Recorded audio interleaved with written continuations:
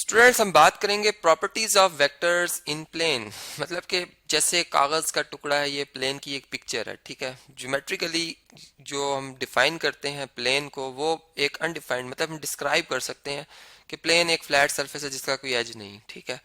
अब वेक्टर्स क्या होते हैं? वेक्टर्स वो फिजिकल क्वांटिटीज होती हैं जिनको मुकम्मल बयान करने के लिए आपको उनकी मैग्नीट्यूड, ठीक है, मैग्नीट्यूड, या स्पेलिंग में ठीक कर लेता हूँ, मैग्नीट्यूड, मतलब सारी बातें की यूनिट्स भी हमें बताने होते हैं, और प्लस डायरेक्शन भी बतानी होती है, ठीक है। डायरेक्शन भी बतानी, तब जाके वो मुकम्मल बयान होती है। जैसे एक फोर्स है, अब देखें यहाँ पे मैंने फोर्स, ये चार बंदे आपको नजर आ रहे हैं जो फोर्स लगा रहे हैं, एक रस्सा खींच रहे हैं, ठीक है। यहाँ पे दो पर्सन है, तो एक कॉमन सेंस की बात है कि अगर ये चारों पर्सन एक जैसी फोर्स लगा रहे हैं, यानी 5 न्यूटन ये, 5 न्यूटन ये और 5 न्यूटन, ठीक है, ये चारों बंदे 5 5 न्यूटन की फोर्स, ओवरऑल हम क्या कहते हैं कि कितने 20 न्यूटन की फोर्स लग रही है, ठीक है। 20 न्यूटन की फोर्स लगा रहे हैं, मतलब इनकी मैग्नीट्यूड ऐड हो जाएगी, ठीक है।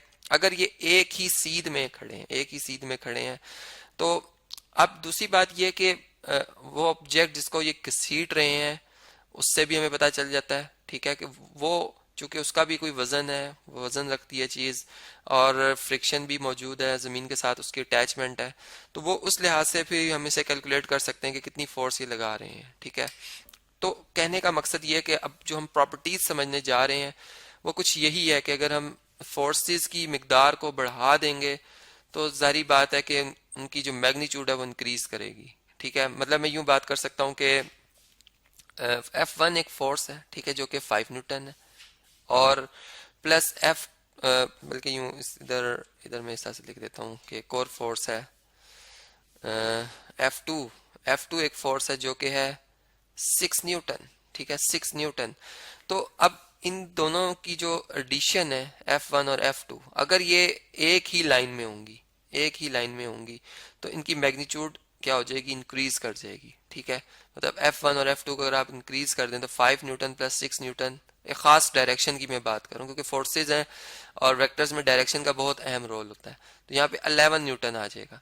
अब इसी तरह F2 और F1 अगर फोर्स में ऐड कर दूं, ठीक है, F2 और F1 फोर्स ऐड कर दूं, तो तब भी ये कितने न्यूटन बनेगी, मतलब 6 newton plus 5 newton is equal to 11 newton. मतलब कहने का मकसद ये, जिस तरह से एडिशन में हम जानते हैं कि क्यूमुलेटिव लॉ होल्ड करता है कि आप नंबर्स को ऐड कर रहे होते हो, और वो नंबर्स भी अगर आप देखें तो नंबर लाइन के ऊपर ही होते हैं, एक ही लाइन के ऊपर होते हैं, ठीक है।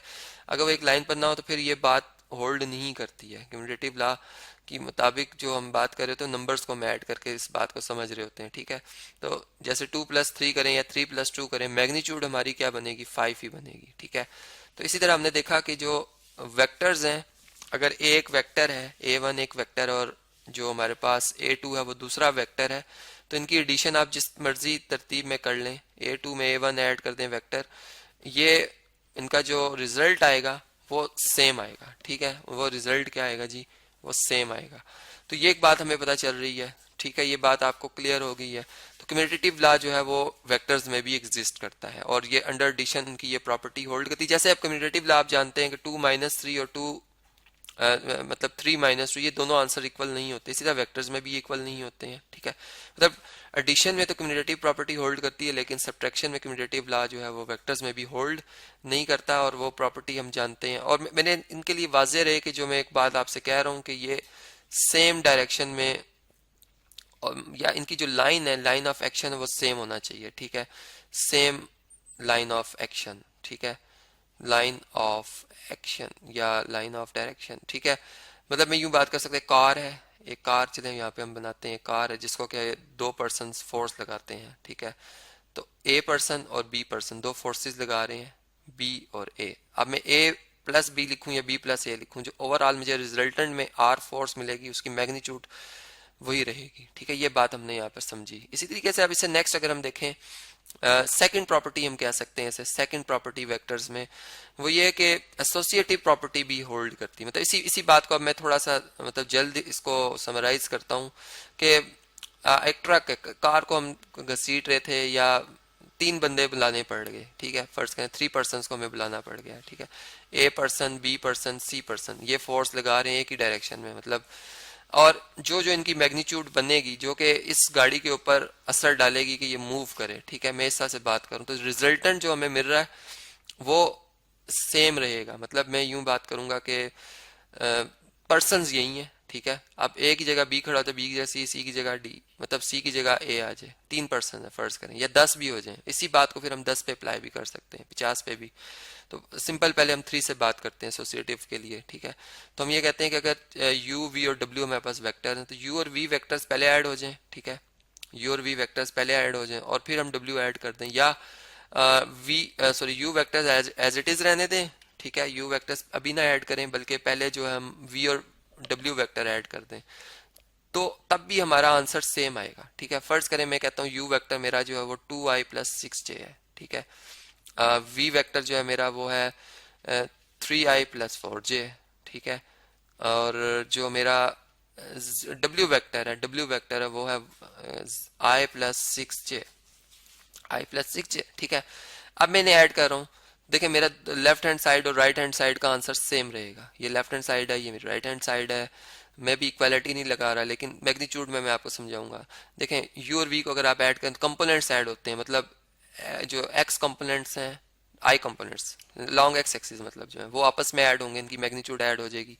तो कितने बन जाएंगे, 2+3 5, ठीक है। ये 5i सॉरी आयोटा कह रहा हूँ, 5i+6 और 4 10j, ठीक है। ये मेरे पास क्या आ गया, ये मेरे पास u प्लस वी वेक्टर आ गया, प्लस इसमें मैं ऐड करूँ डब्ल्यू वेक्टर है i+6j, ठीक है। ये लेफ्ट हैंड साइड को मैं सॉल्व कर रहा हूँ, जबकि यहाँ पे सेपरेशन लाइन है। ये राइट हैंड साइड अगर आप देखें तो इसमें यू वेक्टर हमारा क्या है जी, ये है 2i+6j, ये मैंने लिख दिया। प्लस अब देखें v और w को अगर आप ऐड करें तो 3i+i 4i हो जाएगा। अब कम्यूटेटिव लॉ भी होल्ड करता है, मतलब मैं i+3i भी ऐड मतलब ऐड कर सकता, तब भी 4i ही आंसर आएगा। इसी तरह 4+6 10j आ जाएगा। अब इनका सम करें अगर हम तो 5 और i 6i हो जाएंगे ऐड होके, ठीक है। मैग्नीट्यूड इंक्रीज मतलब सेम डायरेक्शन है, वही जो एडिशन की प्रॉपर्टी होती है वही हम होल्ड कर रहे हैं यहाँ पर। 10 और 6 कितने होते हैं, 16j, ठीक है। यहाँ पे यहाँ पे मतलब जो पोजीशन वाइज हमें पता चल रहा है, प्लेन पर पोजीशन पता चल रही है। अब दूसरा भी जो वेक्टर ऐड होने के बाद जो पोजीशन आएगी वो सेम आनी चाहिए। मतलब इसमें वेक्टर्स में ये होता है कि आप इस जगह पे खड़े हैं, ठीक है। तो अब दूसरा भी वेक्टर अगर इधर ही होगा, मतलब ये पॉइंट्स अगर कॉन्साइड करेंगे तो हम कहेंगे ये इक्वल है, मतलब इक्वल पोजीशन के हवाले से हम बात कर रहे होते हैं, ठीक है। लेकिन हम अगर यूं कहें ऑर्डर पेयर्स में तरतीब उलट है, मतलब 3 2 और इसमें 2 3 है, तो अब ये दोनों पॉइंट्स एक जगह पे नहीं है। बेशक इनकी मैग्नीट्यूड सेम आएगी, मैं अगर इनकी मैग्नीट्यूड लेना चाहूँ तो ये दोनों में 5 5 ही आएगी, लेकिन ये पोजीशन वाइज एक जैसे नहीं। तो हम पोजीशन वाइज बात कर रहे हैं, ठीक है। ये बात जहन में रहे आपके। तो यहाँ पर मैं आई और जे इसीलिए लिख रहा हूँ, कंपोनेंट्स लिखना लाजमी। मैग्नीट्यूड से आप नहीं कहेंगे कि ये एक जैसा आंसर है, ठीक है। तो 2i+6i कितना होता है, सॉरी 2i+4i कितना होता है 6i, और 6j+10j कितना होता है 16j। देखें आई के लॉन्ग भी उतना ही हम चले हैं कदम, और जे के लॉन्ग भी उतना ही कदम चले हैं। तो अब मैं कहूंगा कि मेरी पोजीशन वाइज सेम हूँ, और इन दोनों में एसोसिएटिव लॉ होल्ड करता है। मतलब एसोसिएटिविटी जो है वो एडिशन में जो है वो होल्ड करती है, associativity of addition of vectors, ठीक है। लेकिन एक और बात भी है कि अब 3 वेक्टर से ज्यादा भी हो सकते हैं, ठीक है। हमने ये रिजल्ट एक समझ लिया है, कंसेप्ट समझ लिया, अब इसको हम ओवरऑल सब पे अप्लाई कर सकते हैं। इसी तरीके से अगर मैं बात करूं आइडेंटिटी वेक्टर की, तो वो कौन सा हो सकता है। आप अगर एडिशन में एडिटिव आइडेंटिटी वेक्टर क्या हो सकता है, देखें जीरो वेक्टर जो है कि मैं लॉन्ग, अगर मेरे 2 डायमेंशन है, लॉन्ग एक्स एक्सिस भी नहीं चला, लॉन्ग वाई एक्सिस भी नहीं चला, मेरे दोनों कंपोनेंट्स आई और जे दोनों कंपोनेंट्स क्या हैं 0 0 है। अब मैं इसमें कोई यू वेक्टर जो कि 6i+4j है वो मैं अगर ऐड कर भी देता हूँ, तो मेरे पास जो फाइनली आंसर आएगा, मतलब u वेक्टर प्लस 0 वेक्टर या 0 वेक्टर प्लस u वेक्टर, जैसे हम नंबर में 0 में 3 ऐड करें या 3 में 0 ऐड करें आंसर 3 आता है। इसी तरह यहाँ पे हमारा आंसर u वेक्टर ही आएगा, और ये आप देख सकते हैं कि यहाँ पर 0+6 कर लें, 6+0 कर लें, ये 6i ही रहेगा, ठीक है। 4j+0j या 0j+4j कर लें, आपका आंसर 4j ही रहेगा, सेम वही आंसर आता है। तो ये मतलब हम ये कह सकते हैं कि वेक्टर्स में आइडेंटिटी एडिशन जो है, वेक्टर एडिशन में आइडेंटिटी एग्जिस्ट करती है, या मैं कह सकता हूँ ये आइडेंटिटी है किसके लिए जी, फॉर एडिशन ऑफ वेक्टर्स या वेक्टर एडिशन, ठीक है जी। तो इसका और भी प्रॉपर्टीज है जो कि मैं नेक्स्ट लेक्चर में आपसे डिस्कस करूंगा।